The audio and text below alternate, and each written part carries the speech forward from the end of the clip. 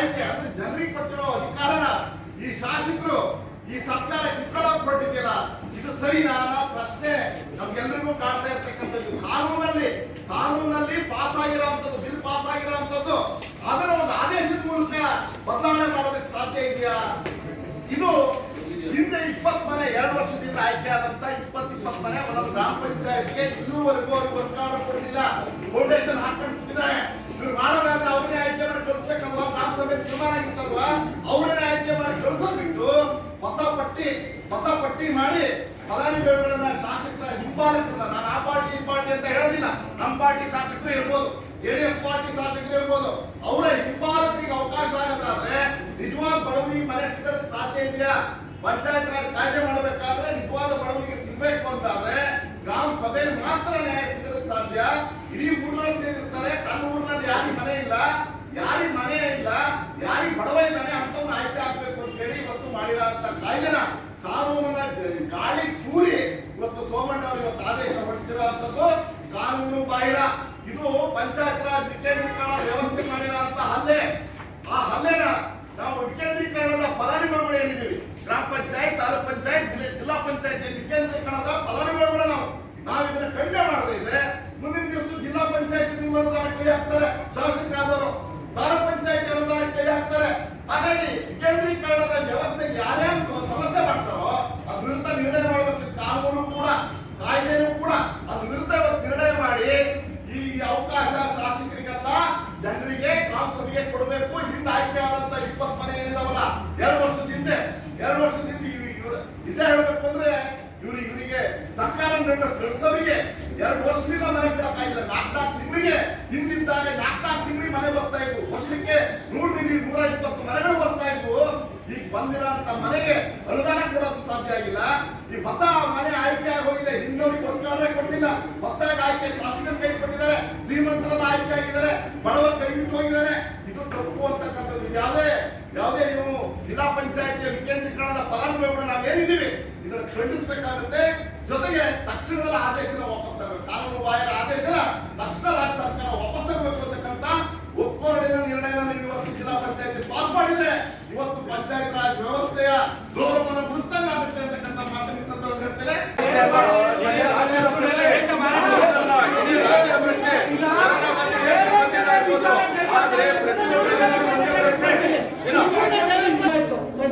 ಸಂದರ್ಭದಲ್ಲಿ ಮೊದಲನೇ ಬಾರಿ ಇಡೀ ಜಿಲ್ಲೆಗೆ 230ಕ್ಕಿಂತ ಹೆಚ್ಚು ಕೋಟಿ ಕೊಟ್ಟಂತ ಸರ್ಕಾರ ಭಾರತೀಯ ಜನತಾ ಪಕ್ಷ ಸರ್ಕಾರ.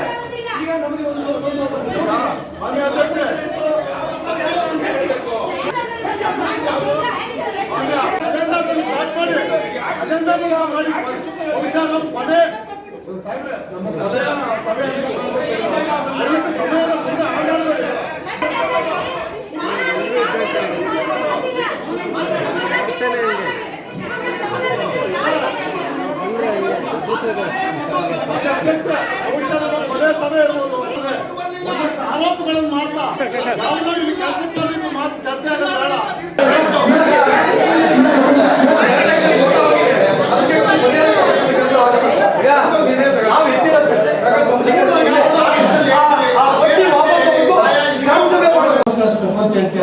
ಯಾವುದೇ ಕಾರಣಕ್ಕೂ ವಾಪಸ್ ಹೋಗಲ್ಲ.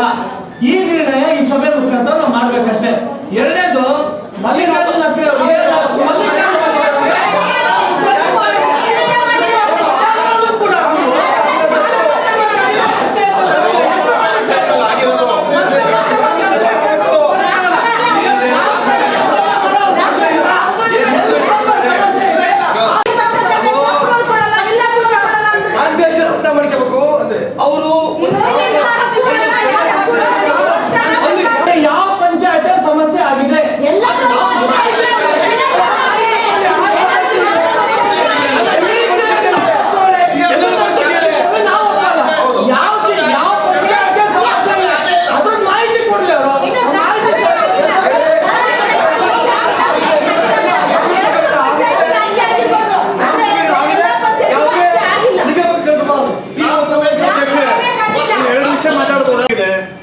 ಸಭೆ ಆಗಬೇಕು, ಪಂಚಾಯತ್ ರಾಜ್ ಕಾಯ್ದೆ ಎಕ್ಸಿಸ್ಟಿಂಗ್ ಇದೆ, ಅಮೆಂಡ್ಮೆಂಟ್ ಆಗಿಲ್ಲ. ಒಂದು ಸರ್ಕ್ಯುಲರ್ ಇದೆ, ತಾವು ಹೇಳಿ ಸರ್ಕ್ಯುಲರ್ ಮೇಡಮ್, ಅದು ಯಾವಾಗ ಎಕ್ಸಿಸ್ಟಿಂಗ್ ಲಾ ಇರುತ್ತೆ circular can not be overlook. First ತಾವು ಹೇಳಬೇಕು ಪ್ರಪೋಸಿಷನ್ ಆಫ್ ಲಾನ. ನೋಡಿ, ಎಲ್ಲೆಲ್ಲಿ ಗ್ರಾಮ ಸಭೆ ಆಗದೆ ನನಗೆ ಬಂದಿದೆ ಅಥವಾ ರಾಜ್ಯದಲ್ಲಿ ಬಂದಿದೆ ಆ ಸಮಸ್ಯೆ ರಾಜ್ಯದ ಸಮಸ್ಯೆ. ನಮ್ಮ ಜಿಲ್ಲೆಯಲ್ಲಿ ನಮ್ಮ ಏನು ಕಾಂತೇಶಣ್ಣ ಹೇಳಿದ್ರು ಅದು ನಾನು ಕೂಡ ಒಪ್ಪಲ್ಲ. ಯಾಕೆಂದ್ರೆ ಗ್ರಾಮ ಸಭೆ ಆಗಬೇಕು ಅಂತ ಹೇಳಿ ಪಂಚಾಯತ್ ರಾಜ್ ಕಾಯ್ದೆಯಲ್ಲಿ ಅದು ಆಗದೆ ಏನಾದರೂ ಬಂದಿದ್ರೆ ನಾವು ಸರ್ಕ್ಯುಲರ್ ಫಾಲೋ ಮಾಡ್ಲಿಕ್ಕೆ ಬರೋದಿಲ್ಲ, ಕಾಯ್ದೆಯನ್ನೇ ಮಾಡಬೇಕಾಗತ್ತೆ. ನಾಳೆ ಇಕ್ಕಟ್ಟಲ್ಲಿ ಸಿಗಾಕೊಳ್ಳೋದು ಅಧಿಕಾರಿಗಳು ಆಗ್ತೀರಾ. ಅಧಿಕಾರಿಗಳನ್ನ ಉಳಿಸ್ಬೇಕು. ಜೊತೆಗೆ ಗ್ರಾಮ ಪಂಚಾಯತಿಯಲ್ಲಿ ಆದರೂ ಕೂಡ ಶಾಸಕರ ಪ್ರಭಾವ ನಡೆಯುತ್ತೆ, ಇನ್ನೊಂದು ಕಡೆ ಆದರೂ ಸಭೆ ನಡೆಯುತ್ತೆ. ಎಲ್ಲಿ ಬಡವರಿಗೆ ಅನ್ಯಾಯ ಆಗುತ್ತೆ ಅದನ್ನು ನಾವ್ಯಾರು ಸರಿಪಡಿಸ್ಲಿಕ್ಕೆ ಆಗೋದಿಲ್ಲ. ಆದರೆ ಕಾಯ್ದೆ ಏನು ಹೇಳುತ್ತೆ, ಗ್ರಾಮ ಸಭೆಯಲ್ಲಿ ಫಲಾನುಭವಿಗಳ ಆಯ್ಕೆ ಆಗಬೇಕು. ಅದಾಗದೆ ಹೊರಗೆ ಬಂದಿದ್ರೆ ಅದನ್ನ ವಾಪಸ್ ಕಳಿಸಲೇಬೇಕು. ಆಮೇಲೆ ಸರ್ಕ್ಯುಲರ್ನ ಯಾವ ಕಾರಣಕ್ಕೂ ಫಾಲೋ ಮಾಡ್ಲಿಕ್ಕೆ ಆಗೋದಿಲ್ಲ. ಕಾಯ್ದೆಯನ್ನು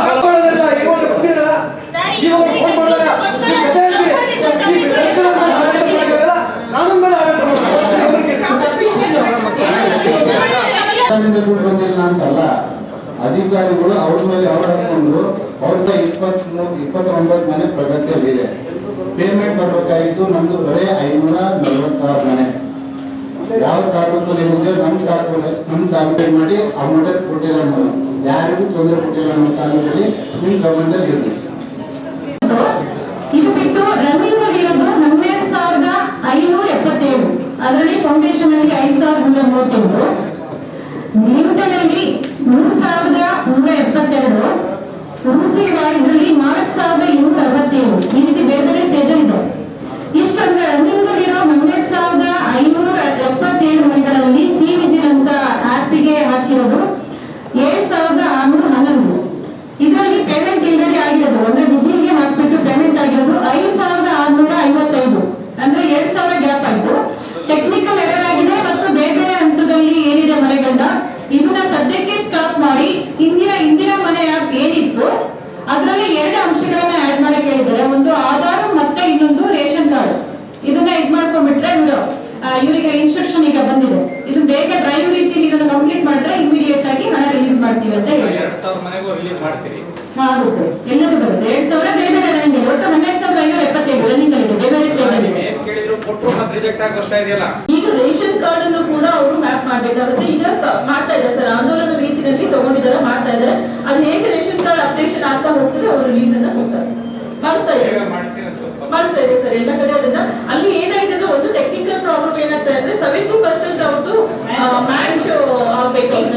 ಫಲಾನುಭವಿಗೆ ರಾಮಪ್ಪ ಅಂತ ಇದ್ರೆ ಆದವನಿಗೆ ರಾಮಯ್ಯ ಅಂತ ಇದ್ರೆ ಮನೆ ಕಟ್ಕೊಳ್ಳಿಲ್ಲ ಸರ್. ಅಂತವ್ರು ನಾವು ಬ್ಲಾಕ್ ಮಾಡಿಸ್ಬೇಕಾಗಿತ್ತು ಆ ಟೈಮಿಗೆ. ಬಟ್ ಅವರೆಲ್ಲ ಹಿಡ್ಕೊಂಡು ಒಟ್ಟು ಟೋಟಲ್ 10,000 ಮನೆಗಳು. ನೀವು ಆದೇಶ ಕೊಟ್ಟ ಮೇಲೆ ಅರ್ಧ ಮನೆ ಕೆಡುಕೊಂಡ್ಬಿಟ್ಟಿದ್ದಾರೆ ಅಂತ ಹಿಂದೆ ಏಪ್ರಿಲ್ ವರೆಗೂ ಒಂದು ಅವಕಾಶ ಕೊಟ್ಟಿದ್ರು. ಯಾರು ಫೌಂಡೇಶನ್ ಮಾಡಿದಾರೆ ಅವ್ರನ್ನು ಕನ್ಸಿಡರ್ ಮಾಡಿದ್ರು. ಬಟ್ ಟೋಟಲಿ ಫೌಂಡೇಶನ್ ಮಾಡ್ಕೊಳ್ಳಾದ ಇನ್ನೊಂದು ಬ್ಲಾಕ್ ಮಾಡಿದ್ದಾರೆ ಸರ್ ಅಲ್ಲಿ. ಅದೇ ಹೋದ ವರ್ಷ ಏಪ್ರಿಲ್ ಇಲ್ಲಾಂದ್ರೆ ಸುಮ್ಮನೆ ಅವರೆಲ್ಲ ಗೊಂದಲದಲ್ಲಿ ಇರ್ತಾರೆ. ಮತ್ತೆ ಡೆಮಾಲಿಷ್ ಮಾಡಿದ್ದಾರೆ, ಕೆಲವು ಫೌಂಡೇಶನ್ ಮಾಡಿದ್ದಾರೆ, ಆ ಥರದ್ದು ಕೂಡ ಬ್ಲಾಕ್ ಆಗಿದೆ. ಸೊ ಅದನ್ನ ಪರ್ಟಿಕ್ಯುಲರ್ ನೀವು ತಗೊಂಡು ಅಟ್ಲೀಸ್ಟ್ ಜಿಲ್ಲಾ ಮಂತ್ರಿಗಳಿದ್ದಾರೆ, ಜಿಲ್ಲಾ ಮುಖ್ಯಮಂತ್ರಿಗಳಿದ್ದಾರೆ, ಸರ್ಕಾರದ ರಾಜೀವ್ ಗಾಂಧಿ ವಸತಿ ನಿಗಮದಲ್ಲಿ ಅದಕ್ಕೊಂದು ಕನ್ಸಲ್ಟ್ ಮಾಡಿ ಅಟ್ಲೀಸ್ಟ್ ಅದನ್ನು ಕ್ಲಿಯರ್ ಮಾಡಿಸ್ಕೊಡಿ. ಅದೆಲ್ಲ ಏನಾಗಿದೆ, ನೀವು 2018ರಿಂದ ಈ ಕಡೆ ತಗೊಳ್ಳಿ 3,000 ಚಿಲ್ಲರೆ ಮನೆಗಳು ಬ್ಲಾಕ್ ಆಗಿದೆ ಜಿಲ್ಲೆಯಲ್ಲಿ. 3,000 ಅಲ್ಲ ಮೇಡಮ್, ಬರೀ ಬ್ಲಾಕ್ ಆಗಿದೆ 2018ರಿಂದ 21 ಒಳಗಡೆ 22 ವರ್ಷದಲ್ಲಿ 3,000 ಚಿಲ್ಲರೆ ಮನೆಗಳು ಅವೇ ಕೂಡ ದುಡ್ಡು ಬರದೇ ಇರೋಂಥದ್ದು ಪ್ರಾಬ್ಲಮ್ ಮಾಡ್ತಾ ಇರೋದು. ಅದೇ ಕೂಡ ಇದು ಮೇಜರ್ ಕಂಪ್ಲೇಂಟ್ ಇದೆ. ದಯಮಾಡಿ ಇದು ಸಭೆಯಲ್ಲಿ ನಿರ್ಣಯಕ್ಕಿಂತ ನೀವು ಅಫಿಷಿಯಲಿ ಜಿಲ್ಲಾ ಮಂತ್ರಿಗಳು ಮತ್ತು ಶಾಸಕರ ಸಂಬಂಧಿಕರು ಅದನ್ನು ಕ್ಲಿಯರ್ ಮಾಡಿಸ್ಬೇಕು. ನಾವು ಹಳ್ಳಿಗಳಲ್ಲಿ ನಮಗೆ ಗೊತ್ತಿರ್ತದೆ, ಹಾಗಾಗಿ ಈ ಸಭೆಯಲ್ಲಿ ಮಣ್ಣೆ ಮಾಡ್ತೀವಿ ಅಂತ ಬಿಟ್ಟರೆ ನಾವೆಲ್ಲದನ್ನು ಮಾಡೋದಕ್ಕೆ ಆಗೋದಿಲ್ಲ. ಅದನ್ನು ಅಟ್ಲೀಸ್ಟ್ ಅವ್ರ ಗಮನಕ್ಕೆ ತಂದು ಜಿಲ್ಲಾ ಮಂತ್ರಿಗಳು ಮತ್ತೆ ಮುಖ್ಯಮಂತ್ರಿಗಳು ಈ ಕ್ಷೇತ್ರದಲ್ಲಿ ಇರೋದ್ರಿಂದ ಕ್ಲಿಯರ್ ಮಾಡಿಸ್ಬೇಕು. ಶಿವಮೊಗ್ಗ ಜಿಲ್ಲೆ ಅರಣ್ಯವನ್ನ ಅಲ್ಲದೆ ಆ ಭಾಗವನ್ನ ಗುರುತಿಸಿ ಮಧ್ಯ ಇರುವಾಗ ಅರಣ್ಯವನ್ನ ನಾಶಪಡಿಸಿ ಅಲ್ಲಿ ಅಕೇಶಿಯಾ ಗಿಡವನ್ನು ನೆಡಬೇಕು ಅನ್ನೋದು ಎರಡನೇ. ಈಗ ನಮ್ಮಲ್ಲಿ ಶಿವಮೊಗ್ಗ ಜಿಲ್ಲೆಯ ಪರಿಸರವಾದಿಗಳು ಮತ್ತೆ ಪರಿಸರ ತಜ್ಞರ ಹೋರಾಟ ನಡೀತಾ ಇದೆ. ಸುಮಾರು 4-5 ತಿಂಗಳಿಂದ ಈ ಹೋರಾಟ ನಡೀತಾ ಇದೆ. ಅಕೇಶಿಯಾ ಗಿಡ ಇದರಿಂದ ಯಾವ ರೀತಿಯ ಪರಿಸರಕ್ಕೆ ಲಾಭ ಇದೆ ನಷ್ಟ ಇದೆ ಅನ್ನೋದನ್ನ ನಾವೆಲ್ಲರೂ ಅವಲೋಕಿಸುವಂತಹ ಒಂದು ಗೊತ್ತಾಗಿದೆ. ಈ ಹಿಂದೆ ನಾವು ನೀಲಗಿರಿ ಮರವನ್ನ ನೆಡದೆ ನಿರ್ಣಯ ಮಾಡಿ ಫಾರೆಸ್ಟ್ ಡಿಪಾರ್ಟ್ಮೆಂಟ್ಗೆ ಒಂದು ಆದೇಶವನ್ನು ಮಾಡಿ ಅದನ್ನ ಬಹಳ ಒಂದು ಮಟ್ಟದಲ್ಲಿ ಅದನ್ನ ನಿಲ್ಲಿಸುವಂತ ಪ್ರಯತ್ನ ಮಾಡಲಾಗಿದೆ. ಈ ಅಕೇಶಿಯಾ ಗಿಡ ನೆಡೋದ್ರಿಂದ ವನ್ಯಜೀವಿಗಳು ಹಾಗೂ ಜೀವ ವೈವಿಧ್ಯಗಳಿಗೆ ಕುತ್ತು ಬರುವಂತಹ ವಿಷಯವಾಗಿದೆ. ವನ್ಯಜೀವಿಗಳಿಗೆ ಕಾಡು ಜಾತಿಯ ಮರಗಳು ಬೇಕಾಗುತ್ತೆ, ಕಾಡು ಜಾತಿಯ ಹಣ್ಣುಗಳು ಬೇಕಾಗುತ್ತೆ, ಕಾಡಿನ ಪರಿಸರ ಬೇಕಾಗುತ್ತೆ, ಗಾಳಿ ಬೆಳಕು, ಶುದ್ಧ ಗಾಳಿ ಬೆಳಕು ಎಲ್ಲವೂ ಬೇಕಾಗುತ್ತೆ. ಅಕೇಶಿಯಾ ಗಿಡದಿಂದ ನಾವು ಏನ್ ತಗೊಳ್ತೀವಿ ಅನ್ನೋದು ಪರಿಸರ ತಜ್ಞರು ಹೇಳ್ತಾರೆ. ಅಕೇಶಿಯಾ ಗಿಡದಿಂದ ಬಿಸಿ ಗಾಳಿ ಬರುವಂತ ಇದಾಗುತ್ತೆ. ಆದರೆ ಯಾವುದೇ ಪ್ರಾಣಿ ಪಕ್ಷಿಗಳು ಆ ಗಿಡದ ಮೇಲೆ ಕೂರೋದಿಲ್ಲ, ಗೂಡು ಕಟ್ಟೋದಿಲ್ಲ, ಏನೋ ಆ ಪ್ರಾಣಿ ಪಕ್ಷಿಗಳು ಅಲ್ಲಿ ಸುತ್ತ ಎಲ್ಲೂ ಇರೋದಿಲ್ಲ. ಆಮೇಲೆ ಅದ್ರ ಗಲ್ಲು ಅಂದ್ರೆ ಆ ಎಲೆಗಳು, ಒಣಗಿದ ಎಲೆಗಳು ಸಮೇತ ಅದು ಗೊಬ್ಬರ ಆಗೋದು. ಅದೇನಾಗುತ್ತೆ, ಅದು ನಾವು ಸುಡಬೇಕೆ ಹೊರತು ಅದನ್ನ ಹಾಗೆ ಬಿಟ್ಟರೆ ಅದು ಎಷ್ಟು ವರ್ಷ ಆದ್ರೂ ಅದು ಗೊಬ್ಬರ ಆಗೋದಿಲ್ಲ. ಇವೆಲ್ಲ ಸಮಸ್ಯೆಗಳು ಇರೋದ್ರಿಂದ ಆಮೇಲೆ ಅಂತರ್ಜಲ ಕುಸಿತ ಆಗ್ತಾ ಇದೆ. ಹಾಗಾಗಿ ದಯವಿಟ್ಟು ನಮ್ಮ ಜಿಲ್ಲೆಯ ಈ ಪಶ್ಚಿಮ ಘಟ್ಟವನ್ನ ಉಳಿಸುವ ಹೋರಾಟ ನಡೀತಾ ಇದೆ. ದಯವಿಟ್ಟು ಆ ಒಂದು ವಿಚಾರವನ್ನ ನಾವು ಜಿಲ್ಲಾ ಪಂಚಾಯತಿಯಲ್ಲಿ ನಿರ್ಣಯ ಮಾಡಿ ನಮ್ಮ ಕಾಡನ್ನ ರಕ್ಷಿಸಿ ಪರಿಸರವನ್ನ ರಕ್ಷಣೆ ಮಾಡುವಂತಹ ಒಂದು ಕಾರ್ಯಕ್ಕೆ ನಾವೆಲ್ಲರೂ ಕೈ ಜೋಡಿಸಬೇಕು ಅಂತ ಈ ಒಂದು ಸಂದರ್ಭದಲ್ಲಿ ಎಲ್ಲ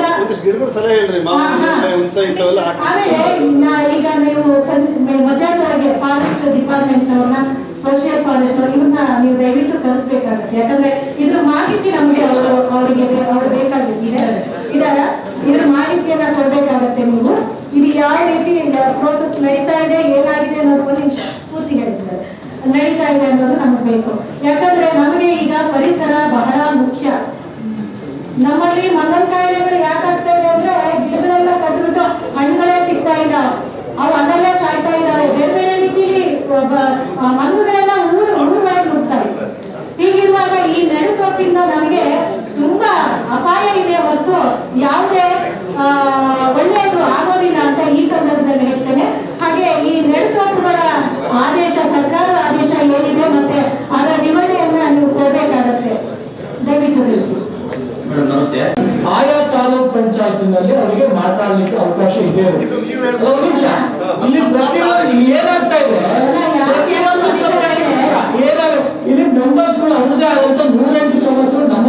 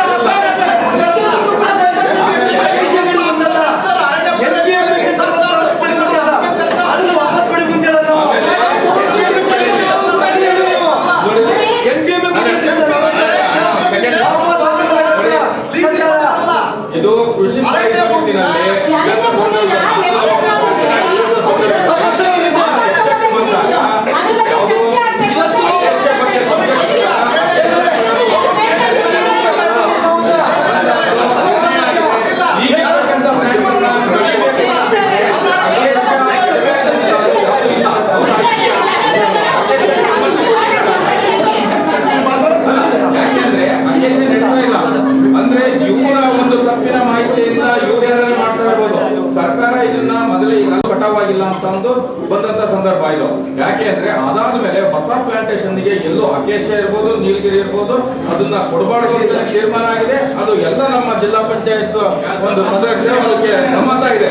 ಯಾಕೆ ಹೇಳ್ತಿದ್ರು ಇದನ್ನ ಅಂತಂದ್ರೆ ಅಲ್ಲಿ ಗೂಡುಗಳಿಗೆ, ಹಕ್ಕಿಗಳಿಗೆ ಬಹಳಷ್ಟು ತೊಂದರೆಗಳಾಗುತ್ತೆ. ಇವರು ಸೋಷಿಯಲ್ ಫಾರೆಸ್ಟ್ ಸುಮ್ಮನೆ ಹೇಳ್ತಾರೆ, ನಾವೇನಿಲ್ಲ ಅಲ್ಲಿ ಗಿಡ ನೆಟ್ಟಿದ್ದೀವಿ, ಇಲ್ಲಿ ಗಿಡ ಇವರು ಅದನ್ನ ಕೆಲಸಗಳನ್ನು ಮಾಡಬೇಕು. ಎಲ್ಲಿ ನಾವು 1 ಲಕ್ಷ ಗಿಡ ನೆಟ್ಟಿವಿ, ಅಲ್ಲಿ 2 ಲಕ್ಷ ಗಿಡ ನೆಟ್ಟಿವಿ ಅಂತಾರೆ. ಆ ಗಿಡಗಳನ್ನ ನಾವು ಎಲ್ಲಿ ನೆಟ್ಟಿದೀವಿ, ಏನ್ ಮಾಡಿದೀವಿ, ಕಾರಣ ಆಗಿರೋದು ನಮ್ಮ ಇತರ ಯಾವುದೇ ಇಲಾಖೆಗಳು ಕೂಡ ದಿನಗಳಲ್ಲಿ ಅನಂತ ಕುಮಾರ್ ಅವರು ಮಾತಾಡ್ತಿಲ್ಲ. ಇವತ್ತು ಸ್ವಲ್ಪ ನಿಂತು ಪಶ್ಚಿಮ ಘಟ್ಟದ ಬಗ್ಗೆ ಎಲ್ಲ ಇದಕ್ಕೂ ಹೇಳ್ತಾ ಇದ್ದೀನಿ. ಎಲ್ಲಾದ್ರ ಬಗ್ಗೆ ಮಾತಾಡ್ಲಿಕ್ಕೆ ಅವಕಾಶ ಕೊಡಿಲ್ಲ. ಈಗ ಪ್ರತಿಯೊಬ್ಬರಿಗೂ ಕೂಡ ಅವ್ರದೇ ಆದಂತ ವಾಕ್ಚಾತುರ್ಯ ಬೆಳೆಸ್ಕೊಂಡಿದ್ದಾರೆ. ಮುಂದಿನ ದಿನದಲ್ಲಿ ಅವ್ರೆ ಯೋಗೇಶ್ವರ್ MLA ಆಗ್ತಾರೋ, ಅನಿತಾ ಕುಮಾರ್ MLA ಆಗ್ತಾರೋ ಗೊತ್ತಿಲ್ಲ. ಆದ್ರೆ ಈಗ ಸುಮಾರು ಬರ್ತಿದಾಗೆ ನೋಡಿ, ಸುಮಾರು ಬರ್ತಿದಾಗೆ ನಮ್ಮ ವೈಶಾಲಿ ಮೇಡಮ್ KS IAS ಆಗಿದ್ದಾರೆ ನೋಡಿ. ಇಡೀ ಸಭೆ ಮುಖಾಂತರ ಮುಂದಿನ ದಿನಗಳಲ್ಲಿ ಶಿವಮೊಗ್ಗ ಜಿಲ್ಲೆಗೆ ಜಿಲ್ಲಾಧಿಕಾರಿ ಆಗಿ ಕೂಡ ಬರ್ಬೇಕಂತ ಬಗ್ಗೆ ನಿಲುವಳಿ ಸೂಚನೆ ಇಲ್ಲ. ಬಟ್ ಆದ್ರೆ 4 ತಿಂಗಳ ಮುಂಚೆನೆ ಲೀಸ್ ಆಗ್ಬಿಟ್ಟಿದೆ 40 ವರ್ಷಕ್ಕೆ. MPM ಆದೇಶ ಸರ್ಕಾರವನ್ನು ಕೂಡ ಮಾಡಿದೆ. ಇದಕ್ಕೆ ನಿರ್ಣಯ ನಾವು ಅದ್ರ ವಿರುದ್ಧ ತಗೊಳ್ಬೇಕು, ಇದ್ರ ವಿರುದ್ಧ ತಗೊಳ್ಬೇಕು ಅಂತ ಎಲ್ಲಾ ಪಕ್ಷಗಳು ತೀರ್ಮಾನ ತಗೋಬೇಕಾಗುತ್ತೆ. ಇದರಲ್ಲಿ ಸರ್ಕಾರದ ಮಟ್ಟದಲ್ಲಿ ಇಕ್ಕಟ್ಟಲ್ಲಿ ಇದ್ರಲ್ಲಿರೋದ್ರಿಂದ ನೀವು ನಿರ್ಣಯ ಹೇಗೆ ತಗೊಂತೀರಾ ಅನ್ನೋದು ನಮಗೆ ಬೇಕು. ನಾವು ವಿರೋಧ ಮಾಡ್ಬೋದು,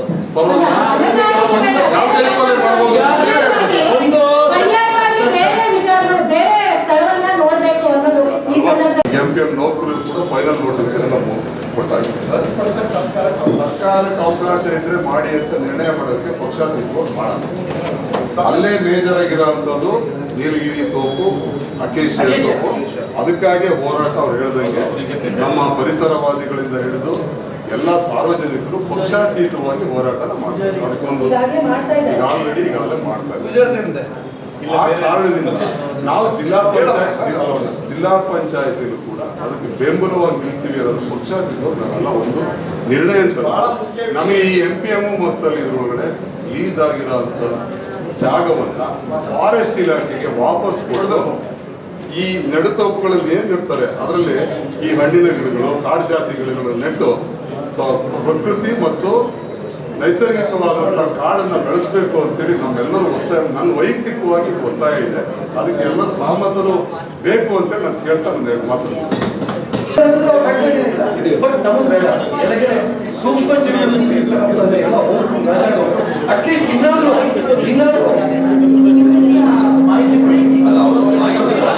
ಭೂಮಿ ಮಾತ್ರ ಇಲ್ಲ.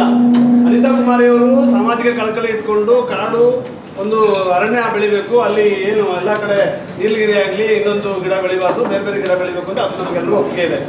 ಆದರೆ ಅಟ್ ದ ಸೇಮ್ ಟೈಮ್ ನಮಗೇನಾಗುತ್ತೆ, ಒಂದು ಫ್ಯಾಕ್ಟ್ರಿ ಬೇಕು, ನೀವು ಉದ್ಯೋಗ ಸೃಷ್ಟಿ ಆಗಬೇಕು. ಉದ್ಯೋಗ ಸೃಷ್ಟಿ ಆಗಬೇಕಾದ್ರೆ ಅಲ್ಲಿ ಪರ್ಯಾಯವಾದ ಕಚ್ಚಾ ಪದಾರ್ಥ ಬೇಕು. ಆ ಕಚ್ಚಾ ಪದಾರ್ಥ ಇಲ್ಲದೇ ಯಾವುದೇ ಫ್ಯಾಕ್ಟ್ರಿ ರನ್ ಮಾಡ್ಲಿಕ್ಕೆ ಆಗೋದಿಲ್ಲ. ಅದೆಲ್ಲದನ್ನು ಯೋಚನೆ ಮಾಡಿನೇ ವಿಧಾನಸಭೆಗೆ ಪ್ರಸನ್ನ ಕುಮಾರ್ ಹೋದ್ರು ಅನ್ಸುತ್ತೆ.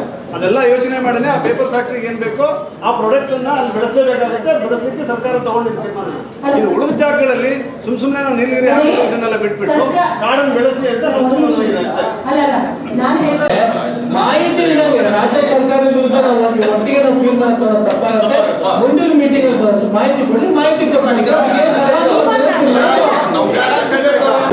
ಅದಿರ್ತಕ್ಕಂಥ ಜಾಗದಲ್ಲಿ ಯಾವುದೇ ಒಂದು ಹುಳುಗಡ್ಡೆ ಕೂಡ ಎಕ್ಸ್ಟ್ರಾ ಬೆಳೆಯೋದಿಲ್ಲ. ಆ ಕೇಸ್ ಮಾತ್ರ ಬೆಳೆಯುತ್ತದೆ.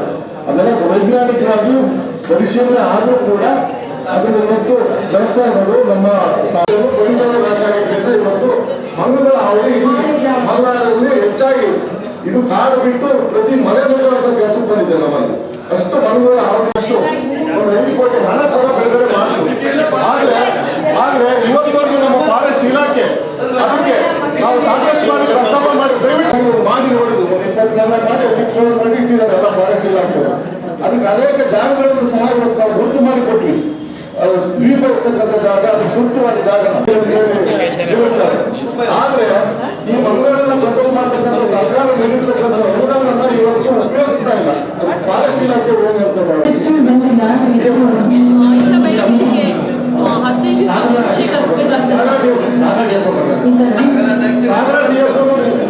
ಸಾಕಷ್ಟು ಕೂಡ ಖಾಲಿ ಮಾಡಿ ಚಲ್ಲಪತ್ರ ಮಾಡಿ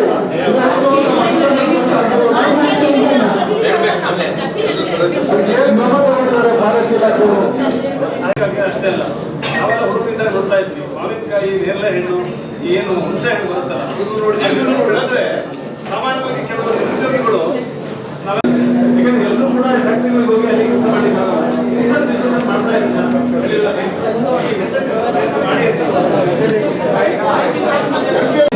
ನಾಲ್ಕು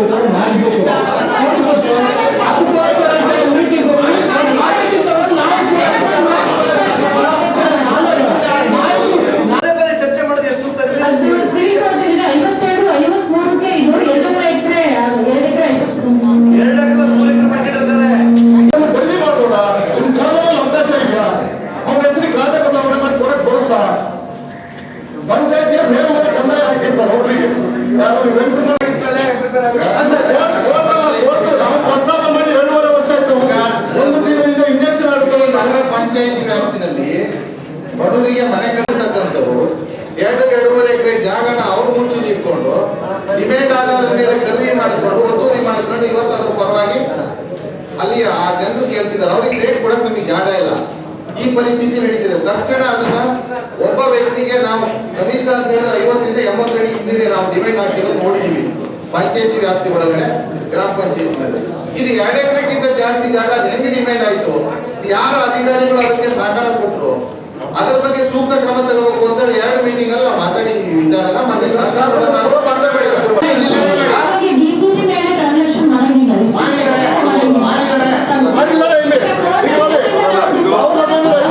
ಸುರೇಶ್ ಅವರಾಗ್ಲಿ ಅಧ್ಯಕ್ಷರಾಗ್ಲಿ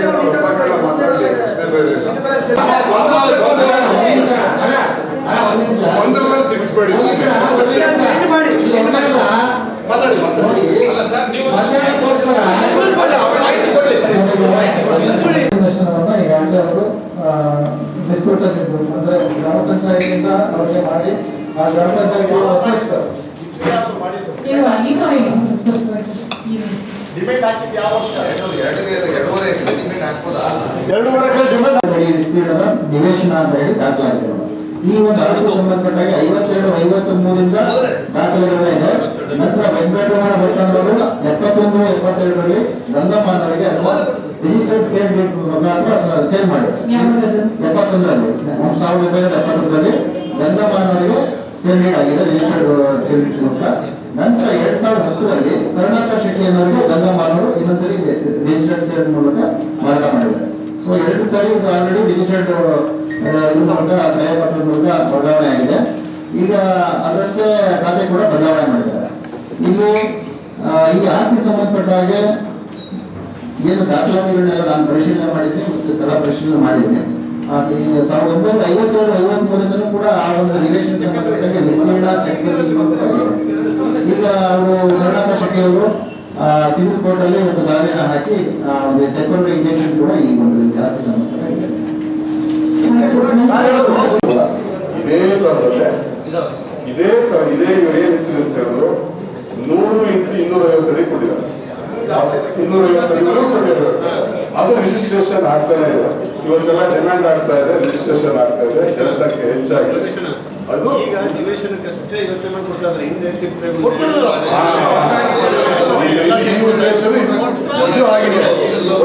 ಹೋಟೆಲ್ ಮ್ಯಾಗ್ನಿದೆ ಅಂತ ಆದಾಗ ನೀವು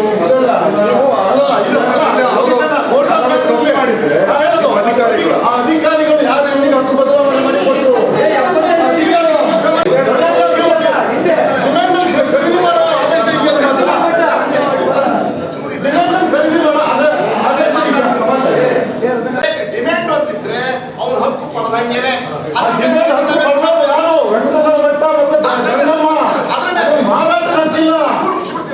ಅದ್ರ ಮೇಲೆ ರಿಜಿಸ್ಟರ್ ಮಾಡೋದಕ್ಕೆ ಅವಕಾಶ ಇದೆ. ಅದೇ ಡಿಮ್ಯಾಂಡ್ ಮೇಲೆ ರಿಜಿಸ್ಟರ್ ಆಗುತ್ತೆ. ಅದೇ ಆಧಾರದ ಮೇಲೆ ಹಕ್ಕು ಸಹಿತ ಬಂದಂಗಾಗಿದೆ. ಅದ್ರ ಮೇಲೆ ಉದಾಹರಣೆಗೆ ಸಾಗರದ ಮಾರ್ಕೆಟ್ ರೋಡ್ ಗೌಂಟಣ 600 ಎಕರೆ ಗೌಂಟಣ ಯಾವುದು ಟೌನ್ ಒಳಗಡೆ ನಾನು ಹೇಳ್ತಿರೋದು. ಒಬ್ಬೊಬ್ಬರಿಗೆ ಈ ಟೌನ್ ಒಳಗಡೆ 250 ಅಡಿ 300 ಅಡಿ ಉದ್ದ ಇದೆ. ಟೌನ್ ಒಳಗಡೆ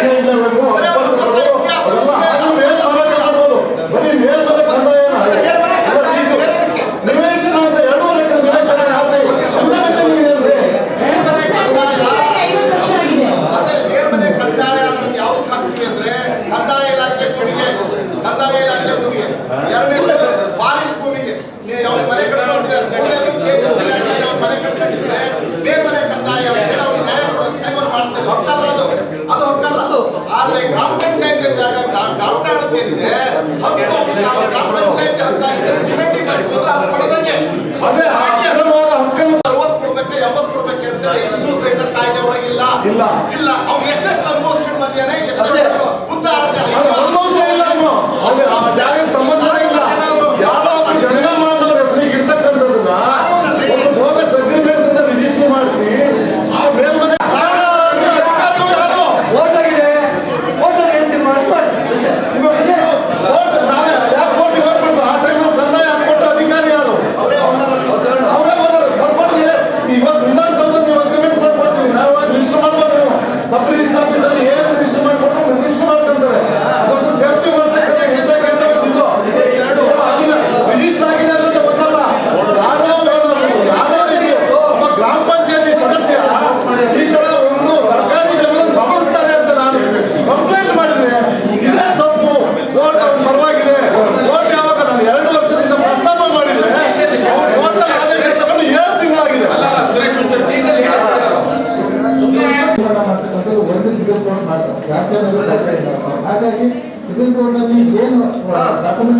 ನೋಡ್ರಿ, ಇದಕ್ಕೆ ಸಕ್ಷಮ ಪ್ರಾಧಿಕಾರ ಜಿಲ್ಲಾ ಪಂಚಾಯತ್ ಒಂದು ಗ್ರಾಮ ಠಾಣೆ ಜಾಗ. ನಾಳೆ ಹೈಕೋರ್ಟಿಗೆ ಹೋದ್ರು ಸಕ್ಷಮ ಪ್ರಾಧಿಕಾರ ಜಿಲ್ಲಾ ಪಂಚಾಯತ್ ತಾಲೂಕ್ ಪಂಚಾಯತ್ ನಿರ್ಣಯ ಮಾಡಿ ಅಂತ ಪರಿಶೀಲನೆ ಮಾಡಿ ಅವ್ರನ್ನ ಕ್ರಮ ತಗೊಳ್ಳಿ. ಅವ್ರ ಮೇಲೆ ಅಂದ್ರೆ ನೀವು ಇದೇ ಅನುಪಾಲನಾ ವರದಿನಲ್ಲಿ ಪ್ರತಿ ಸಿವಿಲ್ ಕೋರ್ಟ್ ಅಂತ ಬರೀತೀವಿ. ಹೋಗ್ಲಿ, ಅವನು ಈಗ ಜಾಗದಲ್ಲಿ ಪೊಸಿಷನ್ ಇಲ್ಲ, ಪೊಸಿಷನ್ ಇಲ್ಲಬೇಕಲ್ಲ, ಆ ಪೊಸಿಷನ್ ತಗೊಳ್ಳಿ.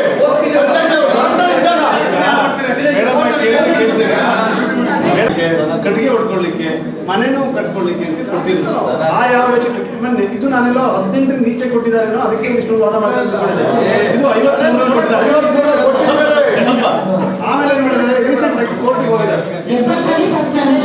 ಟ್ರಾನ್ಸಾಕ್ಷನ್ ಆಗಿದೆ. ಅಲ್ಲಿಗೆ 12 ವರ್ಷ ಮೋರ್ ದನ್ 12 years ಆಗೋಯ್ತು. ಏನಿಲ್ಲ ಅಂದ್ರೂ ಡಿಮ್ಯಾಂಡ್ ಇದೆ ನನಗೆ. ನಾಳೆ ಅಡ್ವರ್ಸ್ ಪೊಸಿಷನ್ ಅಂತ ಹೋದ್ರು ಕೂಡ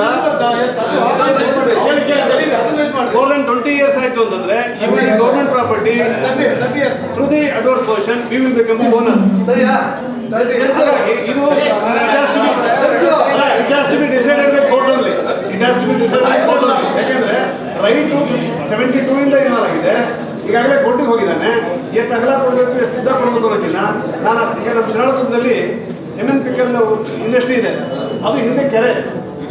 ಅವರ ತಂದೆ ಅಲ್ಲಿ ಮುನ್ಸಿಪಲ್ ಪ್ರೆಸಿಡೆಂಟ್ ಆಗಿದ್ರು. ಎಂಟ್ರಿ ಏನ್ ಮಾಡಿದ್ರು, ಒಂದು ಪೊಸಿಷನ್ ಬರೋದು ಅಷ್ಟೇ ಕೈ ಬಿಟ್ಬಿಟ್ರು.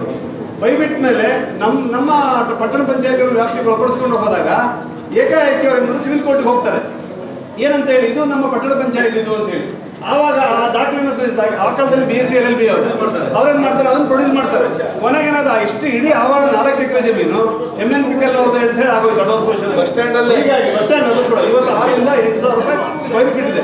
ಇಲ್ಲಿ 72ರಿಂದ ಸಮಸ್ಯೆ ಆಗಿದ್ದರಿಂದ ಕೋರ್ಟಿಗೆ ಹೋಗಿದ್ರಿಂದ ನಾವು ಜಿಲ್ಲಾ ಪಂಚಾಯತ್ ಯಾರು ತೀರ್ಮಾನ ತಗೊಂಡು ಮಾಡ್ಲಿಕ್ಕೆ ಆಗೋದಿಲ್ಲ. ಇಲ್ಲಿ ತಾಂತ್ರಿಕ ಕಾರಣಗಳಿದ್ದಾವೆ. ಒಂದು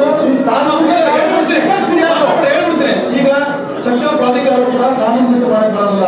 ಒಂದೇ ಪಾಯಿಂಟ್. ಎರಡನೇದು 2 ಪಾಯಿಂಟ್ ಹೇಳಿದ್ರು. ಕಾನೂನಲ್ಲಿ ಏನಿದೆ ಅಂದ್ರೆ, ಒಂದು ಖಾಸಗಿ ವ್ಯಕ್ತಿಯಲ್ಲಿರ್ತಕ್ಕಂಥ ಜಾಗವನ್ನು ನಾಮಿನೇಷನ್ ಇದ್ರೆ 12 ವರ್ಷಕ್ಕೆ ಪುನಃ ಅದು ಅವನಿಗೆ ರೆಗ್ಯುಲೈಸ್ ಮಾಡಬೇಕು, ಒಂದು ಪಾಯಿಂಟ್. ಇನ್ನೊಂದು ಸರ್ಕಾರಿ ಜಾಗದಲ್ಲಿ ಇತ್ತು, ಅದು 30 ವರ್ಷ. ಆಲ್ರೆಡಿ ಇದು ಗ್ರಾಮೀಣ ಜಾಗಕ್ಕೆ ಇಚ್ಛೆ ಕೊಡಬೇಕು ಅಂತ ಹೇಳಿ ಪಂಚಾಯತ್ ರಾಜ್ನಲ್ಲಿ ಇಚ್ಛೆ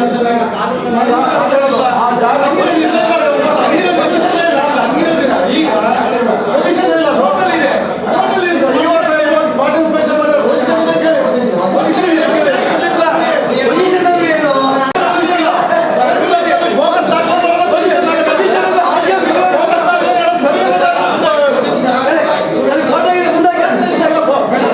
ಈಗ ಹೋಗಂತ ಅವಕಾಶ ಮಾಡಿಕೊಟ್ಟಿದ್ದು ನಮ್ಮ ಅಧಿಕಾರಿಗಳು ಅನ್ನೋದು ಅವ್ರ ಪ್ರಶ್ನೆ. ಅವತ್ತಿನ ಗೆದ್ದರು ಜಿಲ್ಲಾ ಪಂಚಾಯತಿ ಅವತ್ತಿನ ಚರ್ಚೆ ಮಾಡಿದ್ರು. ಇದಕ್ಕೆ ಪರಿಹಾರ ಸಿಗ್ಲಿಲ್ಲ. ಒಬ್ರು 1-2 ಎಕರೆ ಜಾಗನ ಲಭಾಯಿಸಿದ್ರು ಅನ್ನೋ ಪ್ರಶ್ನೆ.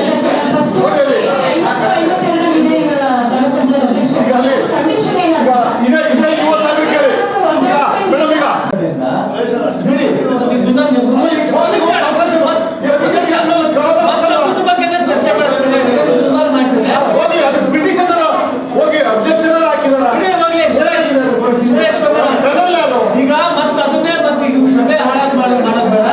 ಕೇಳಿಲ್ಲ ನಿಮಿಷ ಕೋರ್ಟಲ್ಲಿರೋದ್ರ ಬಗ್ಗೆ ಮತ್ತೆ ಇದ್ರ ಬಗ್ಗೆ ಮತ್ತೆ ಚರ್ಚೆ ಮಾಡ್ಕೊಂಡು ಹೋಗ್ಕೊಳ್ಳೋದು ಬೇಡ. ದಯವಿಟ್ಟು ಎಲ್ಲ ಸದಸ್ಯರ ಪರವಾಗಿ ಕೇಳ್ತಾ ಇದ್ದೀನಿ, ಇದ್ರ ಬಗ್ಗೆ ಮತ್ತೊಂದ್ಸಲ ಕೂಡ ದಯವಿಟ್ಟು ತರಬೇತಿ ಕೇಂದ್ರಗಳು ಈ ತರ ದುರ್ಬಳಕೆ ಆಗಿದ್ದಾವೆ. ಅನುದಾನ ಬರ್ತಾ ಇದೆ, ಅದನ್ನ ಅವರು ಓನರಿಗೆ ನಾನು ಹೇಳಿದ್ದು ತರಬೇತಿ ಕೇಂದ್ರಕ್ಕೆ ಕೂಡ ಹಣ ಬರ್ತಾ ಇದೆ, ಓನರಿಗೆ ಹೋಗ್ತಾ ಇದೆ. ಇಲ್ಲಿ ಒಂದು ಮಾತ್ರ ಮೆನ್ಷನ್ ಮಾಡಿದ್ದಾರೆ, ಇಡೀ ಜಿಲ್ಲೆ ವರದಿ ಕೊಟ್ಟಿಲ್ಲ. ಈಗ 2 ವರ್ಷದಿಂದ ಯಾವುದೇ ತರಬೇತಿ ಆಗಿರುವಾಗ ಅದು ಅವರು ಹೇಳಕ್ಕಾಗಿಲ್ಲ ಅಂತ ಇವಾಗ ಅದು ಹೇಳೋದು. ಆಗಿದೆಯಲ್ಲ, ತೀರ್ಮಾನ ಮಾಡೋದೇನು ಪ್ರಜಾಪ್ರಭುತ್ವ ವ್ಯವಸ್ಥೆ ಅದಾಗಿದೆ. ಟೈಮ್ ಆಗಿತ್ತು ಮುಗೀತು ಅಂತ ಕಂಟಿನ್ಯೂ ಮಾಡ್ಲಿಕ್ಕೆ ಆಗತ್ತಾ?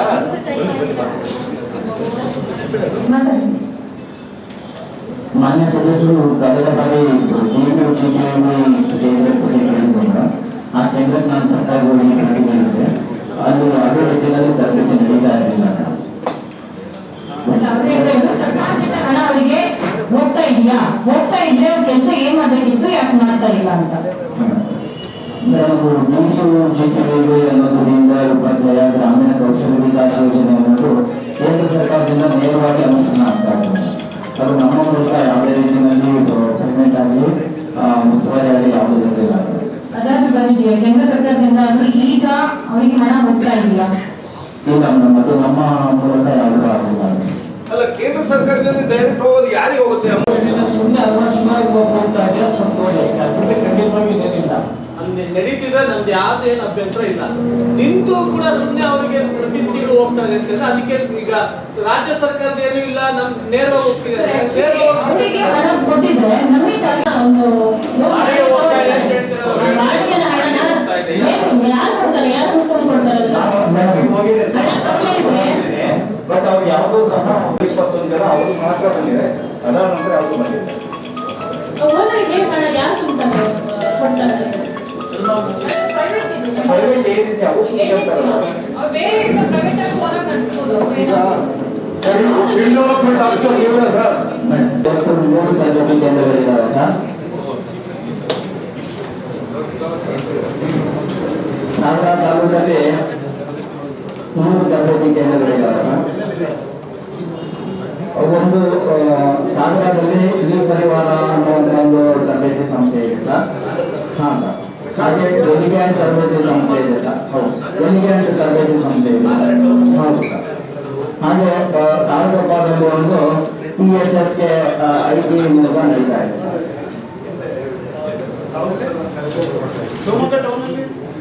ಸಂಸ್ಥೆಗಳಲ್ಲಿ ಮಾತ್ರ ಟ್ರೈನಿಂಗ್ ಮಾಡ್ತಾರೆ ಸರ್.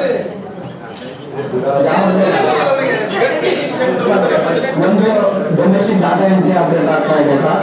ಡಾಕ್ಯುಮೆಂಟೇಶನ್ ಅಸಿಸ್ಟೆಂಟ್ ಆಗ್ತಾ ಇದೆ sir. Motor vehicle driver driving ಆಗ್ತಾ ಇದೆ ಸರ್.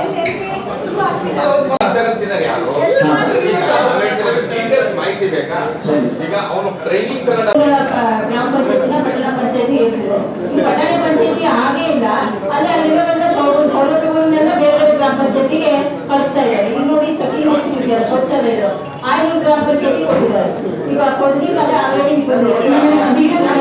ತಾಲೂಕಿಗೆ ಕೊಂಡಂಗೆ ಭದ್ರಾವತಿ ತಾಲೂಕಿಗೆ ಏನಿತ್ತು, ನಾವು NCT ಕಂಪ್ಲೇಂಟ್ಸ್ ಕೊಡಬೇಕಿತ್ತು ಕೋರ್ಟ್ ಮೂಲಕ. 2 ಗ್ರಾಮ ಪಂಚಾಯತಿಗಳಲ್ಲಿ ಈಗ ಇದು ಮಾಡ್ತಿದ್ದಾರೆ. ನಮ್ಮ ತಾಲೂಕಿಂದು ಯಾಕೆ ಅಲ್ಲಿಗೆ ಹೋಗಿದೆ ಅನ್ನೋದು ಅವರು ಕೂಡ ಇದು ಮಾಡ್ತಿದ್ದಾರೆ. ತಾಲೂಕಿಗೆ ಒಂದು ಕಂಪಲ್ಸರಿ ಇರ್ಬೇಕದು, ಶಿವಮೊಗ್ಗ ತಾಲೂಕಿಂದು ಅಲ್ಲ ಮೇಡಮ್. ಅದೇ ರೀತಿ ಪಟ್ಟಣ ಪಂಚಾಯತಿ ಆಗಿದೆ ಅಂದ್ಬಿಟ್ಟು ಯಾವುದೇ ರೀತಿ ಗ್ರಾಮ ಪಂಚಾಯತ್ ವಿಡಿಯೋಗೆ ಸ್ವಲ್ಪ ಹೇಳ್ಬೇಕು ಮೇಡಮ್. ನೀವು ಯಾವುದೇ ರೀತಿ ಕೆಲಸಗಳನ್ನೆಲ್ಲ ಅವ್ರು ಸ್ಥಗಿತಗೊಳಿಸ್ತಾ ಇದ್ದಾರೆ.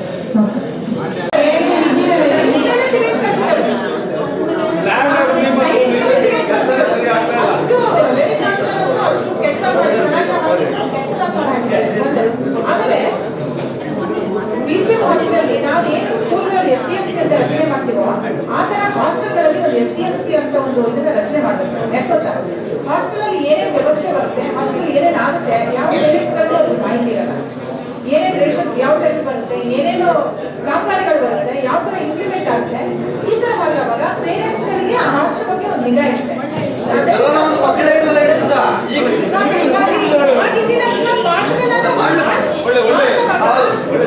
ಒಳ್ಳೆ ಬೆಲೆ ಬರುತ್ತೆ. ಏನೇನು ಆಗಿದೆ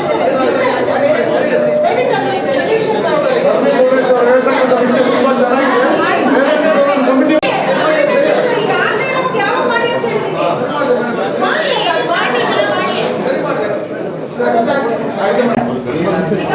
ಹೆಚ್ಚಿನ ಹೆಚ್ಚು ಫ್ಲೋರೈಡ್ ಉತ್ಪನ್ನ. ಆಮೇಲೆ ಅರಸಪಡಿನಲ್ಲಿದೆ, ಅರಸಪಡಿ ಗ್ರಾಮ ಪಂಚಾಯತ್, ನೊಣಗೂರು ಗ್ರಾಮ ಪಂಚಾಯತ್. ಪ್ರತಿ ಸಲ ಚರ್ಚೆ ಮಾಡಿದಾಗ ನಮ್ಮ ವಿಷಯದಲ್ಲಿ ಶುದ್ಧ ಕುಡಿಯುವ ನೀರಿನ ಘಟಕಗಳಿದೆ, ಅದ್ರ ಬಗ್ಗೆ ಏನ್ ಕ್ರಮ ಕೈಗೊಳ್ಳುತ್ತೆ ಅಂತ ಪ್ರತಿ ಮೀಟಿಂಗ್ ಅನ್ನು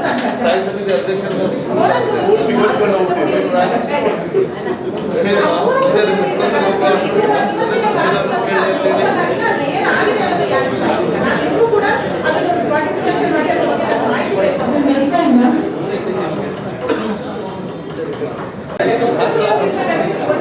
40 ಲಕ್ಷ ಹಾಕಿ 40 ಲಕ್ಷ ಏನ್ ಪ್ರಯೋಜನ ಇದೆ? ಕೋಣಂದೂರಲ್ಲಿ ಒಂದು ಲ್ಯಾಂಡ್ ಮಾಡಿಬಿಟ್ಟು ಅದನ್ನು ಅದು ಯೂಸ್ ಆಗ್ತಾ ಇದೆ. ಒಂದು ಯೂಸ್ ಆಗ್ತಾ ಇದೆ, ಒಂದು ಯೂಸ್ ಆಗ್ತಾ ಇದೆ. ಅದು ನಮ್ಮ ಕಂಡುಬಂದಾಗೆ ಮಾಡ್ತಾ ಇದೆ, ಅದು ರನ್ನಿಂಗ್ ಇದೆ. 3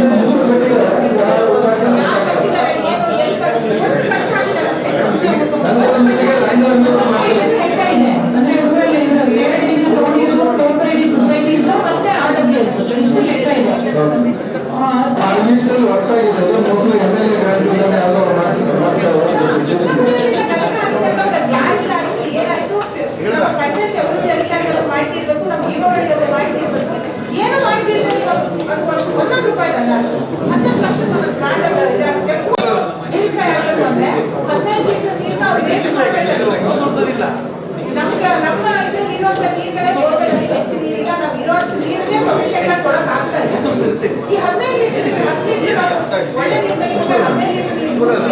ಮಾಡಿದ್ದಾರೆ. ಇದು ನಮ್ಗೆ ಯೂಸ್ ಆಗುತ್ತಾ ನಮ್ಮ ಪಂಚಾಯತ್ಗೆ ಯೂಸ್ ಆಗಲ್ವಾ ಯೋಜನೆಗಳ ಇದು ಬರ್ತಾ ಇದೆ. ವರ್ಕ್ಗಳನ್ನೆಲ್ಲ 4.5 ಲಕ್ಷ ರೂಪಾಯಿ ವರ್ಕ್ಗಳು ಗ್ರಾಮ ಪಂಚಾಯತ್ ಬರ್ತಿದೆ. ಗ್ರಾಮ ಪಂಚಾಯತ್ ಇವತ್ತು ಒಂದೇ ಒಂದು ವರ್ಕ್ನ ನಮ್ಮ ಯಾರೇ ಟೆಂಡರ್ದಾರೇ ಬರ್ತಾ ಇಲ್ಲ ಮುಂದಕ್ಕೆ, ಹಾಗೆ ಪೆಂಡಿಂಗ್ ಇಟ್ಟಿದೆ. ಯಾಕೆ ಬರ್ತಾ ಇಲ್ಲ ಅಂದ್ರೆ ಆ ಒಂದು ಏನು ವರ್ಕ್ ನಮ್ದು ಇದು ಪೈಪ್ಗಳ ದುಡ್ಡಿದೆ, ಹಿಂದಿನ SR ರೇಟೇ ಇದೆ. ಇವಾಗ ಅದಕ್ಕೆ HD ಪೈಪ್ ಅದನ್ನ ಹಾಕ್ಬೇಕಂತ ಹೊಸ ಒಂದು ರೂಲ್ಸ್ ಬಂದಿದೆ. ಅದನ್ನ ಇವಾಗ ರೇಟ್ ಆಗಿ ರಿವೈಸ್ ಮಾಡಬೇಕು. ಸರ್ಕಾರಕ್ಕೆ ಅದ್ರ ಬಗ್ಗೆ ನೀವು ಮಾಹಿತಿಗಾರ ಕೊಡ್ಬೇಕು, ಇಲ್ಲ ನಮ್ಮ ಲೋಕಲ್ ಟೆಂಡರ್ದಾರಿಗೆ ಪೀಸ್ ವರ್ಕ್ ಮಾಡೋದಕ್ಕೆ ಅವಕಾಶ ಕೊಡ್ಬೇಕು.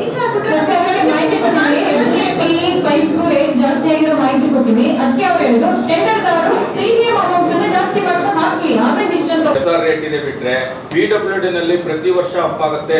PWD ನಲ್ಲಿ ಬರ್ತಕ್ಕಂಥ ಜಲ್ಲಿ ಸಿಮೆಂಟು ಬೇರೆನಾ, PRE ನಲ್ಲಿ ಬರ್ತಕ್ಕಂಥ ಜಲ್ಲಿ ಸಿಮೆಂಟು ಬೇರೆನಾ? ಅದಕ್ಕೆ ಅದು ನಿರ್ಣಯ ಮಾಡಿ ನೀವು ಇದು ಮಾಡಬೇಕು. ಕ್ವಾಲಿಟಿ ವರ್ಕ್ ಮಾಡೋಕ್ಕಾಗೋದಿಲ್ಲ. ಇಲ್ಲ ಅಂದ್ರೆ PRE ನಲ್ಲಿ PWD ನಲ್ಲಿ ಪ್ರತಿ ವರ್ಷ SR ಜಾಸ್ತಿ ಆಗುತ್ತೆ. PRE ನಲ್ಲಿ ಕೆಲಸ ಮಾಡ್ತಕ್ಕಂಥವ್ರು ಸುಮ್ಮನೆ ಅವರು ಇದನ್ನ ಮಾಡ್ತಾನೆ ಕುತ್ಕೊಂತಾರೆ. ಹಾಗಾಗಿ ನಾನು ಇದನ್ನು ಫಸ್ಟ್ ಚರ್ಚೆ ಮಾಡಿದ್ದೀನಿ. ಅವ್ರು ಶರದಿ ಅವ್ರು ಹೇಳ್ದಂಗೆ ಇದು ಬಹಳ ಸರಿಯಾದ ನಿರ್ಣಯ. ಇದನ್ನು ತೆಗೆದುಕೊಂಡು ಇದನ್ನು ಸರ್ಕಾರದ ಗಮನನೇ ಸೆಳಿಬೇಕು ನೀವು. PREಗೂ ಇದಕ್ಕೂ ಮಲ್ತಾಯಿ ಜೋಡಣೆ ಮಾಡ್ದಂಗಾಗುತ್ತೆ. ನಾವು PWDಗೂ PREಗೂ PREನಲ್ಲಿ ಪ್ರತಿ ಪ್ರೋಗ್ರೆಸ್ ಅಲ್ಲಿ ಸರ್ಕಾರ ಈ ಬಹುಗ್ರಾಮ ನೀವು ಇವತ್ತಿನ ಬರ್ತಾ ಇದೆ, ನೀವು ಅದನ್ನ ನಿಲ್ಲಿಸಿ ಅಂತ ಹೇಳಿದ್ರು. ಅದಕ್ಕೆ ಹೇಳಿದ್ರು ಅಂತ ಒಂದು ಜಲಜೀವನ್ ಮಿಷನ್ ಯಾರಿಗೂ ಇನ್ನೂ ಅದು ಕ್ಲಾರಿಟಿ ಇಲ್ಲ. ಹೊಟ್ಟೆ ತುಂಬಿ ಏನ್ ಮಾಡ್ಬೇಕು? ಈಗ ಟ್ಯಾಂಕ್ ಹೋಗಿದಾವೆ, ಟ್ಯಾಂಕ್ ಕೆಲಸ ಮಾಡ್ಬೇಕು. ಈಗ ನೀರು ಕೊಡ್ಲಿಕ್ಕೆ ಅರ್ಜೆಂಟ್ ದುಡ್ಡು ಏನ್ ಮಾಡ್ಬೇಕು ನಾವೀಗ? ಈಗ ಅವ್ರ ಇಲಾಖೆ ಎಕ್ಸ್ಟ್ರಾ ಇಲಾಖೆ ಮಾಡ್ಬಿಟ್ಟು ಅವ್ರು ಬರೀ ಕುಡ್ಸಿರಿ, ಅವರೆಲ್ಲ ಮಾಡೋಗ್ತಾರಿಲ್ಲ. ಅದು ಅವ್ರಿಗೆ ಕೆಲಸನೂ ಮಾಡಿಸ್ತಾ ಇಲ್ಲ ನಾವು. ಈಗ 2020ರಿಂದ 2024 ತನಕ ನಡೀತದೆ. ಇದು ಪ್ರಥಮ ವರ್ಷ. ಇದು ಸುಮಾರಷ್ಟು ಗೊಂದಲಗಳು ಸೃಷ್ಟಿಯಾಗಿದ್ದು ನಿಜ. ಈಗ ಏನಾಗಿದೆ, ಈ ವರ್ಷ ಏನ್ ಪ್ರಾಬ್ಲಮ್ ಬಂದಿದೆ ಅದನ್ನೆಲ್ಲ ನಾವು ಮೇಲ್ಮಟ್ಟಕ್ಕೆ ನಮ್ಮ ಸಿಒ ಮೇಡಮ್ ಮುಖಾಂತರ ಪ್ರಿನ್ಸಿಪಲ್ ಸೆಕ್ರೆಟರಿ ತನಕ ಈ ಸಮಸ್ಯೆಗಳನ್ನು ಮುಗಿಸಿದ್ದೀವಿ. ಏನಾಗಿದೆ, ಕೊರೋನಾ ಬಂದ್ಮೇಲೆ ಹೋದ ವರ್ಷ ನಮ್ಮ SR ರೇಟು ಚೇಂಜ್ ಆಯ್ತು. ಬಟ್ ಈ ಕೊರೋನಾ ಕಡೆಯಿಂದ ಏನಾಗಿದೆ, ಎಲ್ಲಾ ರೇಟ್ಗಳು ಜಾಸ್ತಿ ಆಗಿದೆ. ಸಿಮೆಂಟು, ಪೈಪು ಎಲ್ಲವೂ ರೇಟ್ ಜಾಸ್ತಿ ಆಗಿದೆ. ಅದ್ರಲ್ಲಿ ಎಸ್ಪೆಷಲಿ HDP ಪೈಪ್ ಏನಾಗಿದೆ 50 ರೂಪಾಯಿ ಡಿಫರೆನ್ಸ್ ಬರ್ತಾ ಇದೆ ಆಕ್ಚುಲಿ SR ರೇಟಿಗೂ ಮತ್ತೆ ಈಗ ಪ್ರೆಸೆಂಟ್ ರೇಟಿಗೆ. ಹಂಗಾಗಿ ಏನಾಗಿದೆ, ಸ್ವಲ್ಪ ಗುತ್ತಿಗೆದಾರರು ಹಿಂದೆ ತುಂಬಾ ಆಗ್ತಾ ಇದ್ದಾರೆ. ಇದಕ್ಕೆ ಪರ್ಯಾಯ ವ್ಯವಸ್ಥೆ ಏನಾದ್ರು ಆಗ್ಬೇಕು. ಅದೇನ್ ಮಾಡಿದ್ದಾರೆ ಮೇಡಮ್, ಎಲ್ಲ ಫೀಸ್ಬುಕ್ ಯಾವ್ದು ಕೊಡೋದು ಬೇಡ, ಟೆಂಡರ್ ಕರೀರಿ. ಟೆಂಡರ್ ಪ್ರೀಮಿಯಂ ಅಮೌಂಟ್ ಇರ್ತದೆ, ಅವ್ರು ಎಕ್ಸಸ್ ಬೇಕಾದ್ರೆ ಹಾಕೋಬಹುದು. ಟೆಂಡರ್ ಬಿಡ್ ಮಾಡೋದು ಹೋಯ್ತು. ಈಗ ನಾನು ನಾಳೆ ಬೆಳೆಸ್ತಾಗಿದೆ ಅದೇ ಟ್ಯಾಂಕ್ ಯಾವ ಮಾಡ್ಬೇಕು? ಈಗ ಅವ್ರು ನೀರು ಕೊಡ್ತಾರೆ ಜನರಿಗೆ. 1.5 ಸಾವಿರ ಮನೆ ಇರ್ತಕ್ಕಂಥ ಜಾಗದಲ್ಲಿ ನಾವು ನೀರು ಕೊಡೋದಾಗೆ ಅದಕ್ಕೆ ದುಡ್ಡು ಯಾವಾಗ ಏನು ಕೊಡೋರು ಹೇಳಿ? ಅದಕ್ಕೆ ಈಗ ಸುಮ್ಮನೆ ನಾವು ಫೈನಾನ್ಸ್ ಅಲ್ಲಿ ಗ್ರಾಮ ಪಂಚಾಯತ್ ಒಂದು ನಯ ಪೈಸೆ ಬಂದಿಲ್ಲ. ಆಕ್ಷನ್ ಪ್ಲಾನ್ ಚೇಂಜ್ ಮಾಡ್ಕೊಂಡು ಅಪ್ರೂವಲ್ ತಗೊಂಡು ತುರ್ತಾಗಿ ಏನೇನು ವ್ಯವಸ್ಥೆ ಬೇಕು ಅಂದ್ರೆ ಮಾಡ್ಕೋಬಹುದು. ಆಮೇಲೆ ಸರ್ಕಾರಕ್ಕೆ ನಾನು 4 ಲಕ್ಷ ಕೊಟ್ಟಿದ್ದೀನಿ, ಚೇಂಜ್ ಮಾಡಿ ಅರ್ಜೆಂಟ್ ಬೋರ್ಗಳಿಗೆ ಕೊಡಿ ಅಂದ್ರೆ ಬದಲಾವಣೆ ಮಾಡಕ್ಕಾಗಲ್ಲ ಅಂತ ಎಡಬರಿ ಬಂದಿರ್ಬೇಕಲ್ಲ ಇಲ್ಲಿ. ಹೊಸ ಎಡಬರಿ ಎಮರ್ಜೆನ್ಸಿ ಇರೋದಕ್ಕೆ ನಾವು ಬದಲಾವಣೆ ಈಗ JJM ಇಂದ ಕಲ್ಗೋಡ್ ರತ್ನಾಕರ್ ಗೊತ್ತಿ ಎಲ್ಲರಿಗೂ ಗೊತ್ತಿದೆ. ಮನೆ ಮನೆಗೆ ಗಂಗೆ ಸ್ಕೀಮ್ ಬರ್ತಾರೆ, ತಮಗೂ ಕೂಡ ಗೊತ್ತಿದೆ. ಕಳೆದ ಒಂದು ವರ್ಷ ಕೊರೋನಾ ಇದ್ದಂಥ ಸಂದರ್ಭ ಸ್ವಲ್ಪ ಸಮಸ್ಯೆ ಆಗಿತ್ತು. ಈಗ ಈ ವರ್ಷದಿಂದ ಪ್ರತಿಯೊಂದು ಪಂಚಾಯತಿಗೂ 1 ಕೋಟಿ ರೂಪಾಯಿ ಅನುದಾನ ಬರ್ತದೆ, ತಮಗೂ ಕೂಡ ಗೊತ್ತಿದೆ. ಪ್ರತಿಯೊಂದು ಪಂಚಾಯತಿ 1 ಕೋಟಿ ರೂಪಾಯಿ ರಾಜ್ಯ ಸರ್ಕಾರ ಮತ್ತು ಕೇಂದ್ರ ಸರ್ಕಾರ ಸೇರಿಸಿ JJMದಲ್ಲ, ಪಂಚಾಯತಿನ ಹೇಳ್ತಿರೋದು. ಈಗ ಬರುತ್ತೆ ಮೇಡಮ್, ಅದು ಯಾವ ಗ್ರಾಮ ಪಂಚಾಯತ್ ಇದಕ್ಕೆಲ್ಲ ಶಕ್ತಿಗಲ್ಲ, ಪಂಚಾಯತಿಗೆ ಮಾತ್ರ ಅನುದಾನಕ್ಕೆ ಪ್ರತಿಯೊಂದಕ್ಕೆ ರಸ್ತೆಗೂ ಬರುತ್ತೆ, ಇದು ಡ್ರೈನೇಜಿಗೂ ಬರುತ್ತೆ, ಎಲ್ಲ ಸೇರಿ ಪ್ರತಿ ಪಂಚಾಯತ್ ಕೂಡ ಇನ್ನು ಅನರ್ಸ ಆಗಿಲ್ಲ. ಯಾವ ಅನರ್ಸ ಆದ್ರೆ ಈಗಿನ ಮಟ್ಟಿಗೆ ನೀವೇನು ಎರಡನೇದು, ಈಗ ಪಂಚಾಯತಿ ಮಟ್ಟದಲ್ಲಿ ಯಾವ ಬೋರ್ ಇದೆ ತಾವೇನು ಹೇಳ್ತಾರೆ, ಇದ್ರೊಳಗೆ JJM ಮುಖಾಂತರ ತೀವ್ರ ಅನಿವಾರ್ಯತೆ ಇತ್ತು ಅಂದ್ರೆ ಬೋರ್ ಇನ್ಸ್ಟ್ರಕ್ಷನ್ ವ್ಯವಸ್ಥೆ ಮಾಡಿಸಿ. ಈಗಾಗಲೇ ಹೊಸ ಮೆಂಬರ್ಗಳು ಈಗಾಗಲೇ ಎಲೆಕ್ಟ್ ಆಗಿದ್ದಾರೆ, ಎಲೆಕ್ಟ್ ಹೊಸದಾಗಿ ಬಂದರೆ ಅವ್ರ ಮುಖಾಂತರ ಮಾಡ್ತಾ ಹೋಗ್ಬೋದು. 1.5 ಲಕ್ಷ ರೂಪಾಯಿ ನೀವು ಮಾಡಿದ್ರೆ ಅದು ಮತ್ತೊಬ್ಬ ಮೆಂಬರ್ ಫಲ ಸರಿ. ಇವಾಗಿನ ಸಮಸ್ಯೆ ಅಲ್ಲ, ನಾವು ಮೆಂಬರ್ ಆಗಿ ಬಂದಂತ ಸಂದರ್ಭದಲ್ಲೂ ಕೂಡ ಈಗ ಹಂಗಂತೇಳಿ ಯಾವುದೇ ಏನಿದೆ ಒಂದು 10 ಲಕ್ಷದಿಂದ 2.5 ಲಕ್ಷದಷ್ಟು ಇಲ್ಲಿ ಟ್ರಾನ್ಸ್ಫರ್ ಮಾಡಿಸಿದೆ. ಅವ್ರ ಕೈಯಲ್ಲೇ ಇದ್ದಿದ್ದು ಈ ತಂದರಿಗೆ ನಮ್ಮನ್ನ ಮತ್ತೆ PRD ಇಟ್ಕೊಂಡು ಮತ್ತೆ ಜಿಂಬಾಡಿ ಹಿಂದಿನ ಸಲ ಮೀಟಿಂಗ್ ನಲ್ಲಿ ನಾವು ಡೆಮಾಲಿಸಿಗೆ ಮುಂಚಾ ಮತ್ತು ವಿಲೇಶ್ವರದಲ್ಲಿ ಅಮೃತ ಪಂಚಾಯತಿಲಿ ಆರ್ತಿಪುರದಲ್ಲಿ ಸುಮಾರು ಕಡೆ ಯಾವ ಕ್ಷೇತ್ರದಲ್ಲಿ ಬೇಕಾದ್ರೂ ಓವರ್ ಟ್ಯಾಂಕ್ ಬಿಲ್ಗಳು ಬೇಡ. ಇದನ್ನ ನೀವು ಗಮನಕ್ಕೆ ತಂದಿದ್ದೀನಿ, ಅಧ್ಯಕ್ಷರು ಗಮನಕ್ಕೂ ತಂದಿದ್ದೀನಿ. ಯಾವುದೇ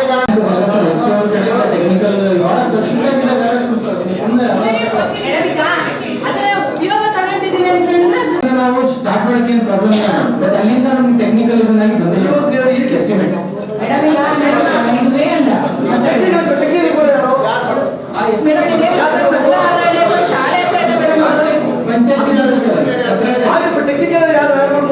ನೀವೇ ತಗೊಂಡು ಮಾಡ್ಕೊಡ್ಬೇಕಲ್ವಾ? ತುರ್ತು ಕೆಲಸ ಕೆಲಸ ಇಲ್ಲ ಅವರಿಗೆ, ಇರೋ ಕೆಲಸ ಮಾಡಲಿ. ನಿಮಗೆ ತೊಂದರೆ ಆಗಿದ್ದೇನೋ ಆದ್ರೆ CSR ಬಂದು ಅಪ್ರೂವ್ ಮಾಡ್ಕೊಂಡು ಹೋಗಿ, ನೀವು ಅರ್ಜೆಂಟ್ ಫೀ ಕೊಡೋದಲ್ಲ ಅವರಿಗೆ. ಅರ್ಥ ಆಗಿಲ್ಲಪ್ಪ, ಇರೋದನ್ನು ಯೂಸ್ ಮಾಡ್ಕೊಳ್ಳಿ. ನಮ್ಮ ಬಾಳೂರು ಗ್ರಾಮ ಪಂಚಾಯತಿಗೆ 16 ಲಕ್ಷ ಜೆ ಪ್ರಾವಿಷನ್ ಮಾಡ್ಕೊಂಡಿದ್ದಾರೆ. ಯಾಕೆಂದ್ರೆ ಅಲ್ಲಿ ಓವರ್ ಟ್ಯಾಂಕ್ ಅಲ್ಲಿ ಸೋರ್ಸ್ ಇಲ್ಲ ಅಂದ್ರೆ ಓವರ್ ಟ್ಯಾಂಕ್ ಕೇರ್ ಮಾಡ್ತಾರೆ. ಆಕ್ಚುಲಿ ಬೋರ್ಡ್ ಹೆಚ್ಚು ಎಂಟರ್ಟೈನ್ ಮಾಡ್ಬಿಡಿ ಅಂತಾನೆ ಮೇಡಮ್ ಹೌದು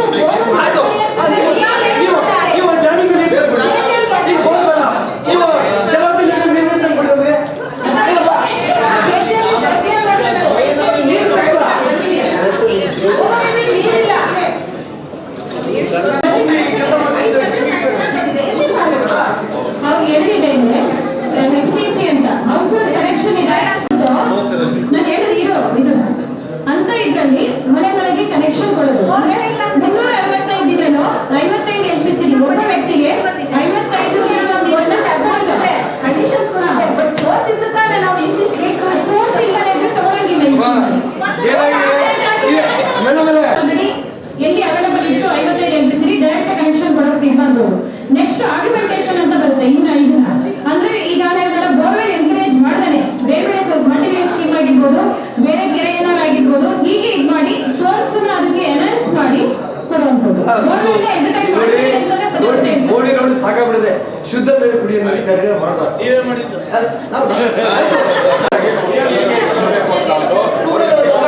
ಗ್ರಾಮ ಪಂಚಾಯತಿಗಳಿಗೆ MLA ಅದು ಕೇಳೋದಿಲ್ಲ. ಊರಿನಲ್ಲಿ ತೊಂದರೆ ಆಗುತ್ತೆ. ಯಾಕೆಂದ್ರೆ ಅವ್ರಿರೋದ್ರಿಂದ ಲೋಕಲ್ ಅಲ್ಲಿ ಗ್ರಾಮ ಪಂಚಾಯತಿಗಳಲ್ಲಿ 14ನೇ ಹಣಕಾಸು ಯಾವ್ದು ಉಪಯೋಗಿಸ್ದಂಗೆ ನೀವು ಇದು ಮಾಡ್ಕೊಳ್ಬೇಕು. ಕುಡಿಯೋ ನೀರಿಗೆ ಉಪಯೋಗಿಸಬೇಕು ಅಂತ ಇನ್ಸ್ಟ್ರಕ್ಷನ್ ಅದು ಐದೇ ತಾನೇ. ಅದನ್ನ ಎಸ್ಟಿಮೇಟ್ ಪ್ರಕಾರ ಮಾಡಿ ಟೆಂಡರ್ ಮಾಡಿ. ಇನ್ನು 21-22ಕ್ಕೆ ನಾವು ಒಂದೇ ಸರಿ ಮುಗಿಯಲ್ಲ, 2 ವರ್ಷ ಬೇಕಾಗ್ತದೆ. ನೆಕ್ಸ್ಟ್ ಇಯರ್ ಅದನ್ನ ನಾವು ಗ್ರಾಮ ಪಂಚಾಯತ್ ಲೆಟರ್ ಬರ್ಸಿಬೇಕು. ನಾವು ಮುಂದೆ ಕೊಡ್ತೀವಿ, ನೀವು ಅವ್ನು ಲೆಟರ್ ಬರ್ಸಿದ್ದು ನೀವು ಟೆಂಡರ್ ಮಾಡ್ತಾರೆ ಕೆಲಸ ಮಾಡಿ. ಅವಾಗ ಕೆಲಸ ಮಾಡಿ ಮುಂದೂಡ್ತಾರೆ. ಪ್ರಮಾಣ ಸೆನ್ಸಿಬಲ್ ಅಲ್ಲ ನಮ್ಮನೆಗೆ 4 ಲಕ್ಷ ರೂಪಾಯಿ ನೆಕ್ಸ್ಟ್ ಕೊಡ್ತೀವಿ. 6 ಲಕ್ಷ ನೆಕ್ಸ್ಟ್ ಕೊಡ್ತೀವಿ. ಬಚ್ಚಿಡೋ ಹತ್ರ ಗ್ರಾಮ ಪಂಚಾಯತ್ ಹತ್ರ ತೂತನ ಅಮೌಂಟ್ ಇದೆಯಲ್ಲ, ಕೆಲಸ ಪ್ರಾರಂಭ ಮಾಡಲಿ. ಈಗ ಮಾಡ್ತಿಬೋದು ಅದನ್ನ ಸಾಲ ಮಾಡ್ಬೋದಲ್ಲ. ಮೇಡಮ್ ಜಲ್ ಜೀವನ್ ಮಿಷನ್ ಅಲ್ಲಿ ಕುಡಿತಾ ಇದ್ದೀವಿ ಈ ವರ್ಷ. ರೈತರು ಕೊಳವೆ ಬಾವಿ ಓಡಿಸಿದ್ರೆ ಕುಡಿಯೋ ನೀರಿನ ಬಾವಿಗೆ ನೀರಿಲ್ಲ. ಈಗ ನಾವೆಲ್ಲ ಡಿಪೆಂಡ್ ಆಗಿರೋದು ಹೆಚ್ಚು ಕಡಿಮೆ ಬೋರ್ ಮೇಲೆ. ಎಲ್ಲಾ ಕಡೆನೂ ಹಳ್ಳ ಹೊಳೆಗಳು ಹೋಗಿಲ್ಲ. ನಮ್ಮಲ್ಲಿ ಏನೋ 2-3 ಹೊಳೆಗಳು ಮಾತ್ರ ಹೋಗ್ತವೆ ಇಡೀ ತಾಲೂಕಲ್ಲಿ. ಮತ್ತೆ ಪರ್ಯಾಯ ಎಲ್ಲಿಂದ ತೋರಿಸ್ಕೊಳ್ಳೋದು ಅನಿವಾರ್ಯ ಖಾಲಿ ಕೂತಿದ್ದಾವೆ. ಹಿಂದೆ ಅಮೌಂಟ್ ಇತ್ತು ಅಂತ ಈಗ ನಾವು ಡಿಸ್ಕಸ್ ಮಾಡಿದಾಗ ಗ್ರಾಮ ಪಂಚಾಯತ್ ಹ್ಯಾಂಡ್ ಓವರ್ ಮಾಡಿ ZPTP 15 ಫೈನಾನ್ಸಿಯಲಿ 25% ಏನ್ ಟೈಡ್ ಇದೆ, ಎಮರ್ಜೆನ್ಸಿ ಅದನ್ನ ಬಳಸ್ಕೊಳ್ಳಿ. ಅದ್ರ ಒಂದು ಕೆಲಸ ಮಾಡಿ, ನೀವು ಈ ವರ್ಷ ಗ್ರಾಮ ಪಂಚಾಯತಿ ಪ್ರಸ್ತಾವ ಬಂದಿದೆಯಲ್ಲ 50% ಚರ್ಚೆ ಮಾಡಿದೆ. ಕಷ್ಟ ಇನ್ನು 1 ತಿಂಗಳಿಗೆ ನೀವು ಎಕ್ಸಿಕ್ಯೂಟ್ ಆಗಬೇಕು. ನೀವು ಥರ್ಡ್ ಪಾರ್ಟಿ ಇನ್ಸ್ಪೆಕ್ಷನ್ ಕಟ್ಟಡ ಬಂದ್ಬಿಟ್ಟು ಹಿಂದೆ ಭಜನಾ ಮಂಡಲ ಅಂತ ಇದ್ದದನ್ನ 38-26 ಇದೆ ಅಂಗನವಾಡಿ ಕಟ್ಟಡ. ಸರ್ಕಾರಿ ಬಾವಿ 23x16 ಇದೆ. ಎಕ್ಸ್ಟೆನ್ಷನ್ ಮಾಡ್ಕೊಂಡು ಕಟ್ಬೋದು. ಅದನ್ನ ಅವ್ರು ಯಾವುದೇ ತರ ಕ್ರಮ ಕೈಗೊಳ್ತಿಲ್ಲ ಮನೆ ಅಧ್ಯಕ್ಷರು. ಓಕೆ, ನಾವು ವರ್ಕ್ ಆಗಿದೆ. ಅದರಲ್ಲಿ 38 ಇನ್ನು ಆಗಿಲ್ಲ. ಅದರಲ್ಲಿ ಜಾಗದ ಸಮಸ್ಯೆ ಇದೆ. ಎಷ್ಟು ಜಾಗ 40-30 ಜಾಗ ಇರಬೇಕು. ಬಟ್ ಅದಕ್ಕಿಂತ ಕಡಿಮೆ ಇತ್ತು ಅಂತಂದ್ರೆ ನಾವು ಇಲಾಖೆ ಕಳಿಸಿ ಇಲಾಖೆಯಿಂದ ಅನುಮತಿಯನ್ನು ತಗೊಂಡು ಮಾಡಬೇಕಾಗ್ತದೆ. ಅವರು ಇಡೀ ಸ್ಟೇಟ್ ಅಲ್ಲಿ 133 ಕಟ್ಟಡನ FP ಪರ್ಮಿಷನ್ ಕಳಿಸಿದ್ದಾರೆ. ಅದು ಮಾರ್ಚ್ ಒಳಗಡೆ ಬಂದಾಗ ಒಂದು ವೇಳೆ ಪರ್ಮಿಷನ್ ಸ್ಟಾರ್ಟ್ ಆಗ್ತದೆ. ಮನೆ ಅಧ್ಯಕ್ಷರೇ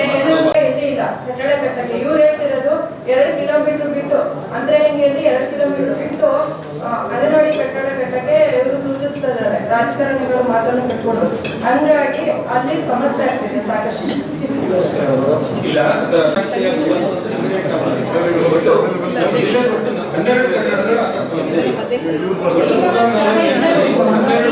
ದೂರದ ಬಗ್ಗೆ ಇಲ್ಲ. ನನ್ನ ಮಕ್ಕಳಿಗೆ 85 ಜನರ ಸುದ್ದಿಗಳಿಗೆ ಅಂದ್ರೆ ಅಷ್ಟು ವರ್ಷಿಗೆ ಅಪ್ರೂವಲ್ ಆಗಿದೆ. ಇಲ್ಲಿ ತನಕ ಇನ್ನೂ 85 ಕೋಟಿ ಖರ್ಚು ಆಗಿಲ್ಲ. ಯಾಕೆಂದ್ರೆ 350 ಟೆಂಡರ್ ಆಗಿರೋದ್ರಲ್ಲಿ ನಮಗೆ ರೆಸ್ಪಾನ್ಸ್ ಬಂದಿರೋದು 114. ಅದರಲ್ಲಿ ಇಲ್ಲಿ ತನಕ ನಮಗೆ ಅವರಿಗೆ LOA ಇಶ್ಯೂ ಮಾಡಿದ್ದು 46, 37 ರಿಜೆಕ್ಟ್ ಆಗಿದ್ದು. ಹೆಚ್ಚಿನವರು ಪಾರ್ಟಿಸಿಪೇಟ್ ಮಾಡಿದವರು ವರ್ಕ್ ಟೈಮ್ ಇರೋದಿಲ್ಲ ಹಾಸ್ಪಿಟಲ್ ಅಲ್ಲಿ.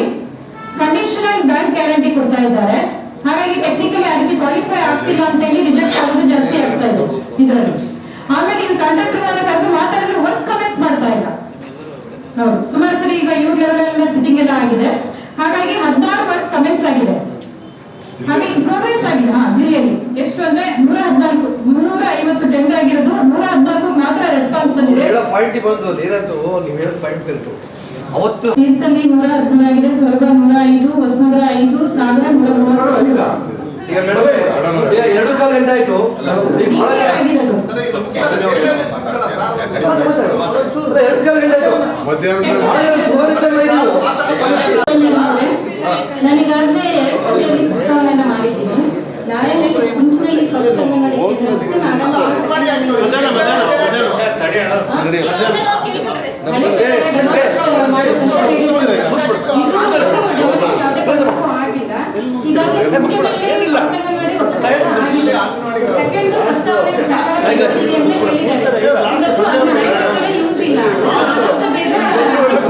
ಡೆಮಾಲಿಷ್ ಮಾಡಬೇಕು. ಯಾಕಂದ್ರೆ ಈಗ 6ನೇ ಮಳೆ ಅಭಾವ ಜಾಸ್ತಿ ಇದೆ.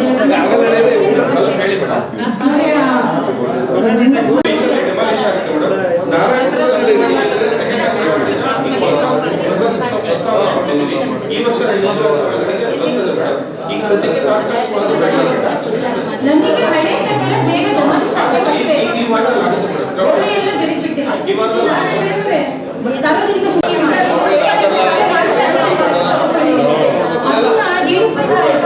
ಚೇಂಜ್ ಆಫ್ ಮಾಡಿದ್ದಾರೆ.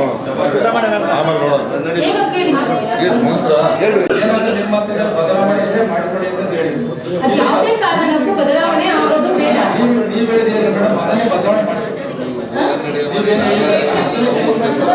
ಚೇಂಜ್ ಮಾಡಿ ಈಗ ಬದಲಾವಣೆ ಮಾಡೋದು ಬೇಡ ಮೇಡಮ್. ನೀವು ಇಲಾಖಾಧಿಕಾರಿಗಳಿಗೆ ಮಾಡಿ ಅದು ಮಕ್ಕಳಿಗೆ ದೂರ ಆಗಿಲ್ಲ ಅಂತ ನಾವು ಜಾಗ ಕೊಟ್ಟಿಲ್ಲ ಬದಲಾವಣೆ ಮಕ್ಕಳಿಗೆ ಅನುಕೂಲ ಆಗಿದೆ. ಬರ್ಲಿಕ್ಕೆ ಬಂದಿದ್ರೆ ನೀವು